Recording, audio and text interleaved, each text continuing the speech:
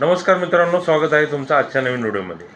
मित्रांनो, नुकतीच सोमवारी RBIचे गव्हर्नर शक्तिकांत दास यांनी एक नवीन घोषणा केली आहे. ती म्हणजे UPI युनिफाईड पेमेंट इंटरफेसच्या धर्तीवरती ULI युनिफाईड लेंडिंग इंटरफेस नावाची एक प्रणाली RBI लवकरच भारतामध्ये इंट्रोड्यूस करणार आहे.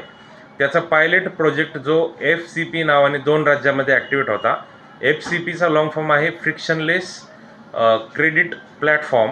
त्यालाच नवीन नावामध्ये म्हणजे ULI युनिफाईड लेंडिंग इंटरफेस या नावानं RBI संपूर्ण देशभरामध्ये लवकरच लागू करणार आहे. याचा उपयोग लहान उद्योजक आणि लहान उद्योग यांना लवकरात लवकर आणि सहज कर्ज मिळण्यासाठी खूप मोठ्या प्रमाणावरती होणार आहे.